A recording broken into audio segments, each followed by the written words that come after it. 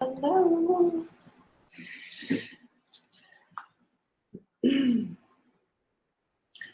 We'll just wait a few minutes for people to join. All right, make sure you can hear me okay. Hi, I'm Jamie, your nutritional health coach. You guys, I know that there's some people still logging in, but you're welcome to join the workshop. Hold on. There we go. So sorry about that. So yeah, you're welcome to join the workshop if you want. Come on screen, ask your questions. We're going to be talking today about making probiotics for pennies. And yeah, and I'm going to tell my story a little bit, kind of like why I got started doing this, how I got started doing this, and why it's so important to be making your own probiotics versus, manufactured probiotics. So anyways, I'm going to go ahead and get started. So let me pull up my screen here really quick. And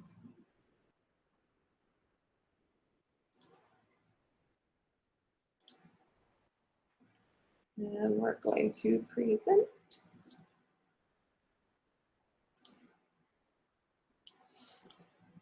All right. So as I said, this is your Probiotics for Pennies course. This one here says Cultured Lemon Workshop. Same thing. There's also called, Moroccan lemons? So when you look for recipes, there's going to be a lot of different recipes out there. I mean, possibly. It's getting more and more popular these days. But when you do look this up, you got to think this is something that people have used for centuries. But way back when we cultured foods instead of using refrigerators, of course. So this is long before all that capability of refrigerating and warming up and everything else. Our food was cultured. So anyways, let me go through here and pull up my slide. So I'm Jamie, your certified nutritional health coach. And this is my husband, Joshua. And this is us on our honeymoon in Utah. We were pretty sunburnt. We were out in Hawaii hiking, climbing mountains, climbing death-defying mountains, illegal mountains, accidental. It was crazy. But anyways, I love this picture. Yeah. So this is my crew. This is an old picture of my crew. I will have updated pictures soon, but not until the wedding. But just to let you know, all of these are about this tall, if not taller. They've all grown quite a bit. But my oldest is getting married this summer, and my second oldest has moved out already, and they're just growing like weeds. But they are my reason why I do what I do. And I also, on top of this 7, I don't think I've updated the slide, but I also have 4 stepsons that we're super proud of. This is kind of my core belief that I have been just kind of, I don't know if you find like quotes that resonate with you. This has been one that has really started me on a journey. And it's leave your drugs in the chemist's pot if you can heal the patient with food. And I really believe that is really foundational, that we start with food first. And if that doesn't work, then we supplement, right? Because the supplementation is supposed to, it literally represents supplementing foods that you're not getting, right? So let's try to get those foods first. So this is my daughter, Erin, and this is this is the very start of my probiotics for pennies.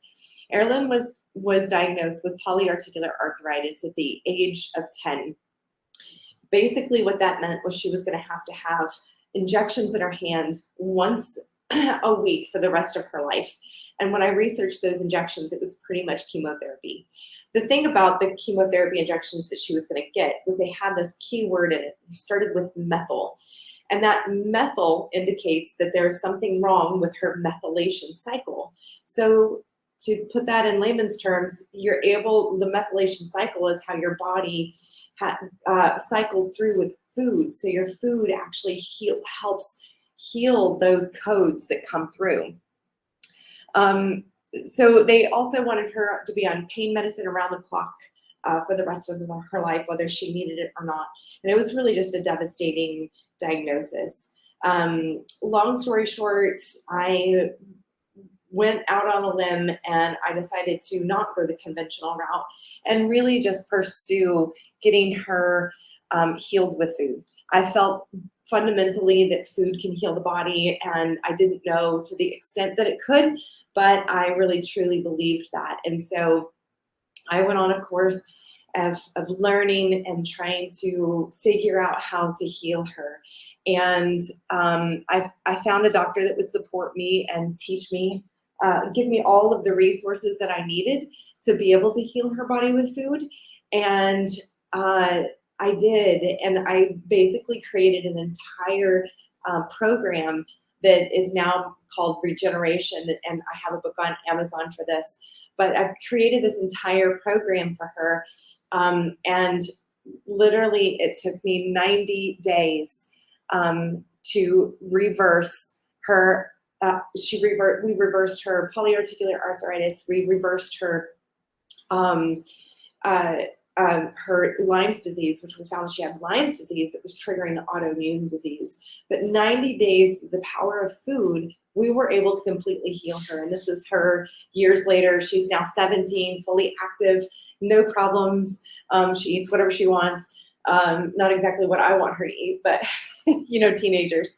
So anyways, this is how I got started. And the first step that I did was I learned to make food bioavailable by using cultured lemons. So my first question here that I always ask is, what is a probiotic? What are probiotics? Hold on one second. Pull up my power notes here. So probiotics are very powerful. When you hear the words probiotics, I don't know if anybody here is taking probiotics, but now that they've become more popular, we see probiotics, prebiotics, postbiotics, and all of this that you have to, it's this big movement of people that are creating these products of probiotics because they understand now what the damage we're doing in an antibacterial world, killing off all of those microbes, and how important it is to have those microbes. So when you hear the word probiotic, what does it mean? What does that look like? I'm sure that most of you who are taking a probiotic, it's around 5 billion strands, right? That's kind of the average, the industry standards. There's probably 5 billion strands is probably around $60 or $50 a month. If you're lucky, it's 40. But they also don't have a very long shelf life. They last about 30 days, and then they're pretty dead. But when we look at probiotics in a food form, this is where we really go back to the roots of how our bodies were made and epigenetically, and we go into like how our ancestors ate, right? So if you look up Moroccan lemons, this is what they would use. They would use these Moroccan lemons. So here's the cool thing about cultured lemons. So we have about 30 trillion human cells. On an average, 39 trillion microbial cells. So basically what we're saying is we're only about 43% human. That's crazy to think about. Like when you think about all the microbes that our body is made of, we have so many microbes that even like if you think about a mom who just had a baby, and if she breastfeeds her baby, that skin to skin contact, she's actually giving her baby microbes for her baby's immune system right off the bat. Like that first initial latch on and that first initial skin contact, there is a microbial communication that's happening there. Let's see. And guess what? All those microbes are sentient. And what do we mean by when we say sentient? A sentient is basically that they have feelings. They have they have a quality of life. They can defend themselves. They can grow colonies. They can reproduce. It is crazy to think of what these microbes are doing in your gut, and they are really beneficial to you. So I don't know if anybody have ever heard of the cuttlefish experiment. We've always been told and led to understand that if it ain't human, it doesn't think. Well, it turns out we're wrong. They microbes are designed to think. They are designed to have thoughts and emotions, which is insane to think about. When your microbiome is adapting and sharing information, it is doing it decisively. So in other words, these microbes inside your gut are literally communicating to each other what they need. We know when photons, when they're being observed, they express themselves differently. They wave or something.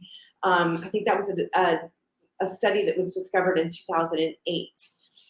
Anyways, it's a big mind blower. It's hard to believe, right? Okay, so all of those microbes are sentient. So that means they talk to each other, they defend each other, they think, and they need food to survive. When I say food to survive, that's where you get into your prebiotic. The prebiotic is the food for the probiotic. Think about how you're literally building a colony inside your gut. And what those microbes do inside your gut is they communicate to the cells where the nutrients needs to go. It's the communicators. They communicate to your body how to heal it and what needs to be healed and how to break down those foods. I know it sounds disgusting, but when we have probiotic foods, when we have cultured foods, it's really like pre-digested foods. So our body needs these probiotics to help us digest as part of the digestive system. So I just wanted to show you this slide really quick about like our cells. Scientists have discovered that a way bacteria in the gut can control our genes and our cells. So I want you to note that our cells, like this is a pie graph. It's not really what your cell looks like. It's not that clean and organized, of course. But if you were to look at our cells like as a pie graph, that is what it looks like, is 70% water. So hydration is so important, but hydrating properly. I don't know if you've ever noticed, but sometimes when you drink water, you just immediately have to go to the bathroom afterwards, right? It's just going through your body so fast. And that's because you're lacking the sodium and magnesium for your cells to absorb. So this and the culture, the microbes for your gut to absorb it. If you think about, I don't know if anybody's ever made like if you've ever made like kombucha. When you make kombucha, sometimes they say to use distilled water. That's how I started out making kombucha, and next thing you know, my scobies would die, and I couldn't figure out what was going on. Later on, I figured it out that I needed spring water. Why? Because distilled water has gone through a process of taking out those live microbes. Fresh spring water has those microbes that actually feeds the bacteria that we're wanting to grow. So the water is the same way. We have to have those microbes in our gut in order to fully hydrate and nourish. So we have Alkanoborax. This is one of my favorite bacterias. This bacteria we discovered, I think in like 2003, I don't remember, maybe it was 2008. But this microbe, they found that laid on the bottom of the ocean floor, and it didn't do anything. Like they couldn't find any reason for it until there was an oil spill. And when there was an oil spill, these microbes came from the bottoms of the earth, surfaced all the way to the top, and literally tore through the oil and just disintegrated it. Their job and their purpose is to literally break down massive oil spills. How crazy is that? Because if you think about it, if you think about like those have been here since the foundations of the earth, for something that's happened in our lifetime, like that thought is insane to think about. To say that something was created in the beginning of the time to take care of problems today is really speaks to our creator, that is just beautiful design. So microbes are also crucial to the cloud formation and air quality. You can actually, we'll go into this later, but microbes, you can use your cultured lemons to clean the air quality of your home. We all know that we have like plants that clean the air filter, and they filter the air in our home. Well, cultured lemons and microbes do that. They actually clean the air. And if you have really good air, it'll all play into this ecosystem of building microbes. So for example, in my house, we live near a vineyard, and that makes our air quality full of microbes. So when I culture something, it becomes very cultured very fast. And also I've cultured my home to not have, not using a lot of antibacterial soaps or disinfectants and that sort of thing. So we usually go the natural route on all of those. So let's see.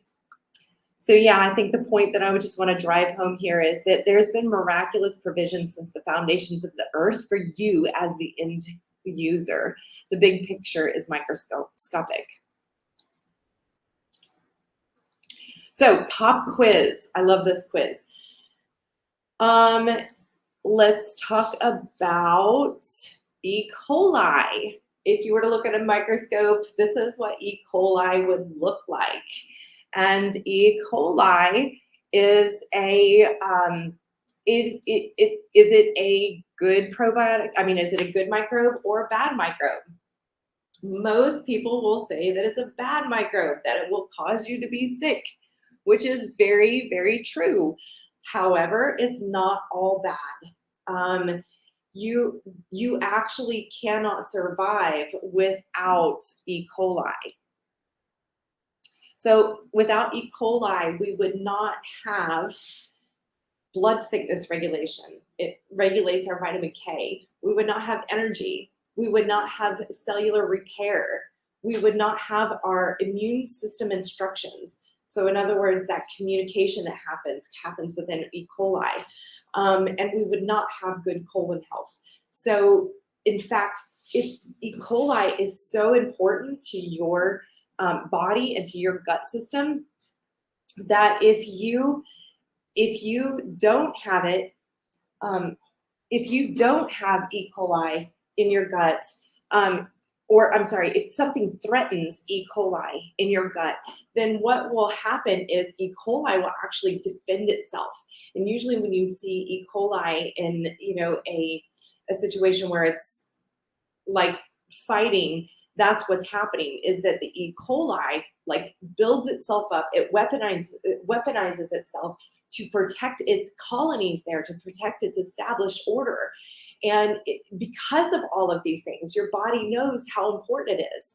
So sometimes we get this massive amount of E. coli in our body, know that it's probably an invader. And what E. coli can do also, which is so incredible and so powerful, is that if the invading bacteria, that's a bad bacteria, comes into your gut health, what will happen to the E. coli is that it will learn what that invading microbe is, and it will learn what their weapons are, and it will weaponize itself to be able to fight that. So super, super powerful, and it's extremely important into your gut health. So let's just recap really quick of what lemons can do for you. Lemons can clean the air. And we see that even in the trees, lemon trees, they clean the air. They make water bioavailable, like I discussed earlier in the other slide with the with your 70% cellular need for water. It becomes your probiotic when we culture the foods, and it makes all of your foods come alive. That means that now the foods that you're eating have been pre-digested, for lack of better words, but they have been broken down to make it bioavailable for your body to absorb. You see the word bioavailable on lots of different vitamins and supplements and stuff. And what that really means is that they've probably added some sort of culture to it so that it makes it bioavailable. And it also will optimize your gut health while saving money. Guys, I don't know about you, but to put my entire family on probiotics from the store would be super, super expensive, $60. And I have 7 children, so and my husband and myself. So that would be quite expensive for us to do that. However, a bag of lemons and a bag of salt is not that expensive, and anybody can do this. Anybody can make these. So we're going to go through basically the whole process of the lemon. I'm going to show you what the whole lemon does. So first we're going to talk about the pith. The pith is this white section right here. I used to love the pith of lemons and oranges as a kid. I would just crave them. I would just eat them. But this is what the pith does. It cleanses your liver. It will clean out the buildup inside of your liver and builds your immune system. DNA repair, like it literally, this is the part of the lemon that helps your DNA repair. It flushes your blood with antioxidants because it's high in antioxidants, and it does so much more. So I do say consume the whole lemon. The peel is your prebiotic, which we talked about. The prebiotic is the food for the probiotic, right? So it helps to keep them alive. Remember, they're sentient. They need to have food in order to keep them alive. And it's the fiber, the peel fiber is perfect for bacteria. The peel has 10 times the vitamins and all digestible. So all of those vitamins inside of the peel, it's bioavailable. It moves toxins out of the body. It halts the division of cancer cells. Now, I don't know if you're familiar with cancer cells, but we all have cancer cells inside of our body. But it's when we feed it the wrong things and we're exposed to toxins and different things like that, that they start to grow and multiply, and then we start to develop cancerous tumors and cancer starts to spread. So what this peel does is it literally halts the cancer cells division. It provides absorbable calcium for blood pH regulation and bone support. So think about how you've got so many different calcium tabs that you take to prevent osteoporosis, right? Well, you're talking about a lemon that has already provided you with the right amount of absorbable calcium for your blood pH regulation and bone support. Like, it's already there in the peel of a lemon. The juice. So the juice is usable vitamin C. That means that your body's going to right away be able to use that. It puts the calcium from the magnesium, from the peels of the magnesium and juice into proper ratios so that your body can absorb it. It regulates your kidneys. Contains potassium for that. It provides copper and potassium in the proper ratios for your brain health. Like, guys, like, why wouldn't you want this in your life, right? Okay, so the seeds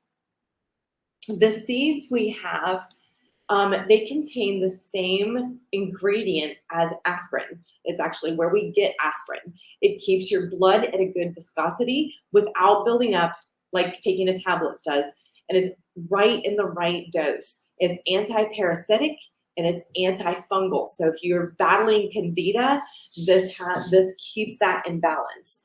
And anti-parasitic, if you have, there's all sorts of research out there right now on these parasitic cleanses and how bad parasites are for you. But nature, it's already there in nature to provide that resource to be able to cleanse your body of those. So the flowers, we don't really eat the flowers. However, they are, the flowers do clear the air. So if you were to plant lemon trees, those flowers on there are going to cleanse the air. It's also nerve calming. It helps increase pollination.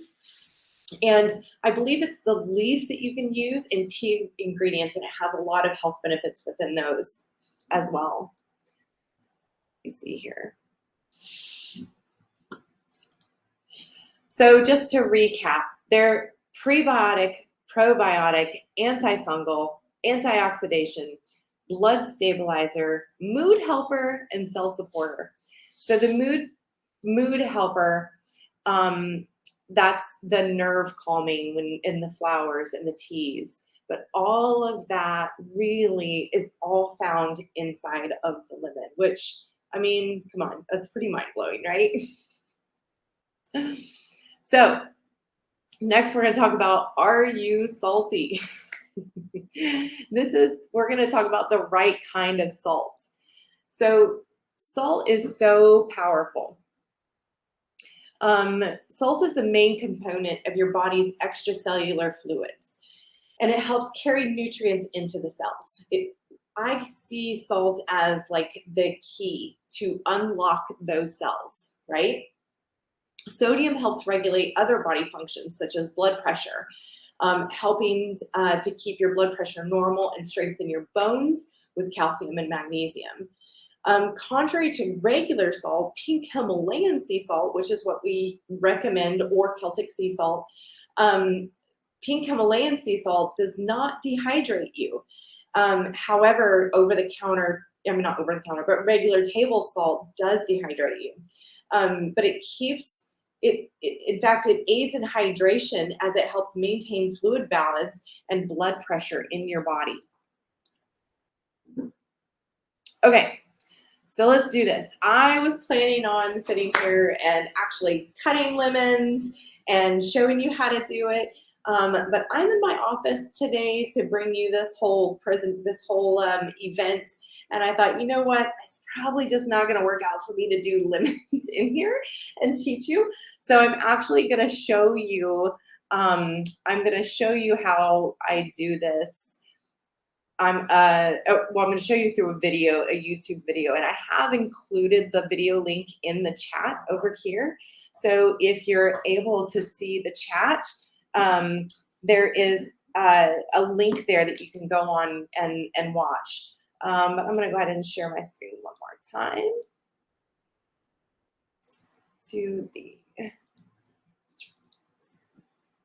So just going to show you this right here. So the first thing that we do is we take your lemons and you cut them in half. It's up to you whether you want to flour them like I'm doing here in this video. I just kind of separate that and then I just keep them together, but you can pull them all the way apart if you'd like to. Doesn't matter. Then you're going to really like push it deep into that salt. As you can see, it's completely covered. It's going to be full of salt, but don't let that scare you. Whoops, I dropped the jar apparently. So what you're going to do after that, like just keep piling up those lemons, slice them in half, roll them in the salt,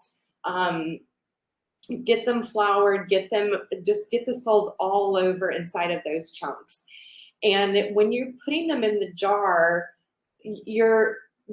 first of all, there's going to be two things that you can do. The first, once you've started these cultured lemons, you're going to be able to take your one starter from the last batch and inoculate the jar for the next batch. So you're actually going to use it to kill germs in the next jar in order to get your next starter started. So in here in this video, as you can see, I'm just filling those full of salt. It's kind of a coarse salt, and filling them in there. This was the first batch that I made, so I didn't have a cultured lemon to start that. But if you don't have it, it's okay. If this is the first time you're making it, don't worry about it. You don't need it. This batch right here is completely without a starter. But as you can see, I'm just keep going. You just keep filling it full of salt and put it in that jar. Let's see.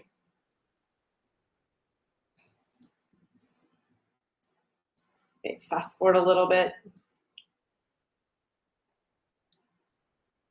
Okay, so now, as you can see, this jar, you can see the juice right through there, right? You can see all of that juice that's building up here. And you're gonna take something, even a wooden spoon or something, and push down as hard as you can to really get those juices up to the surface of that jar. As you can see, there's little bubbles surfacing within the jar. You can kind of see them whenever they come through. See that pocket forming right there? That's what we don't want. We don't want any pockets of air. So it's gonna, like, as you're building it, you're gonna keep pushing down those lemons to make sure that you're getting all of that air out of there. Yes, you can use your hands. It's all good. It's a little salty, so it kind of hurts a little bit whenever you're doing that. But yeah, so once you get it done, you'll see towards the top of the jar, I've got it to where the juice comes above the top of the jar, or above the juice comes above the lemons, and it comes all the way to the surface. What you can do is take some salt like I just did, and I've squished the salt around there. And as I'm showing you in the video here, what you're looking for is those bubbles, those salt bubbles, those air pockets. So you want to make sure there's no air pockets in there. And from there, what you're going to do is you're going to put that lid on there very loosely. Like, you're just going to very loosely put the lid on. And after you do, you're going to set it on your counter for about 7 to 10 days. It just depends on how long or how much bacteria you have in your house. Like, if you don't normally keep your windows open or open up your windows once a week, and you always have the air, shut down in there, and you've got antibacterial soaps, it's going to take a while for you to culture those lemons. So you might want to leave them in there 10 to 15 days on the counter. But if you do have lots of trees around and you do open up your windows and you're not really using a lot of antibacterial soaps, then it should be able to culture within 7 days. So if you're seeing that it's not changing, that it's not looking any different, the problem is probably the lid is too tight. So loosen up the tide a little bit and leave it on the counter for a little bit longer. But I'm going to show you another another video. I do not expect your lemons to look like this. Don't expect it. But as this is how cultured my home is, because I live near a orchard, because we have lots of microbes, this was probably 3 or 4 days after I cultured it. You can see all those bubbles bubbling up. But like I said, that's not going to happen for you unless you've really been culturing things for a long time. So don't feel like you did it wrong or anything else. You can always shoot me a message and we can go through and help you, make sure that your lemons are ready and make sure they're safe. After you do your lemons, people always ask, okay, now what? I made my lemons, they're cultured, they're beautiful. What do I do with them now? Well, now you're going to start putting them in your food. You can put them in your hummus. You can put them in your smoothies. You can put them in your drinking water. You can put them, they're so stable that you can actually freeze them or heat them and they will still remain stable throughout that entire process. So you can bake them. You can add them to your chicken. Like, I will take the salt marinade from the lemon juice and I will marinate chicken in that. and that helps to soften the chicken, and it helps to make it bioavailable. But it's a great way to really help you maximize your food and maximize your gut health. I will say a couple of things that I normally say in the presentation. I didn't today, but one thing that I think is important to understand, that when you look at the probiotics that you get in the store, right? They are really only for about 1% of your gut. And they don't tell you that, but it really only feeds 1% of your gut. Yes, you will feel a big difference because it is that important and it's that powerful. But if you were to look at probiotics under a scale or under a microscope, I don't know if you guys have ever watched the movie WALL-E. It was one of my kids' favorite movies for a long time. But if you look at if you watch the scene where everybody's on these wheelchairs and they're really fat and they're lazy and they don't even bring the food to their mouth, that if you were to look at a microscope at a manufactured probiotic, that is what it would look like. It would look like a fat, lazy, just ball of just laziness. And it's not going to be robust. That's why it dies off in 30 days. And however, if you were to take a microbe from, say, cultured lemons or from sauerkraut, something from food that was made and cultured in your home with your environment, then you would look at that under a microscope and it would be robust. It would be strong. It would be the bodybuilders of microbes. It would be just ripped and it would last forever. You can take these microbes or these probiotic lemons and they can be on your counter for the next 30 years. They're going to start breaking down and turning brown, but they're still good. They're just breaking down. I don't recommend you leaving them on your counter for 30 years because I highly recommend you consuming them before that. I recommend you eating them every single day. But you can, like, if you walk away from them for a while, like some people go on vacation and they're like, hey, I was gone for 2 weeks on vacation. Are my lemons still good? Yes, they're still good. And you can still throw them in your smoothies. You can still consume them any way that you normally consume them. And like I said, you can also speed up the process by keeping one of those cultured lemons that you've already cultured and inoculating the jar and starting the culture. Just leave that lemon inside of the jar for the next batch. And, you got to think about, like, microbes, like the study of these microbes is all fairly new research.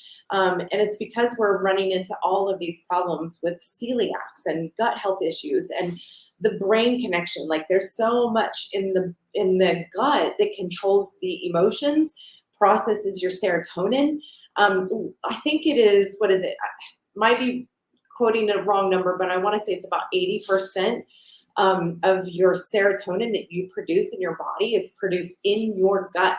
So that means that what happens with serotonin is that your body produces it, and then after it gets a buildup or a surplus of that serotonin, then it converts it to melatonin.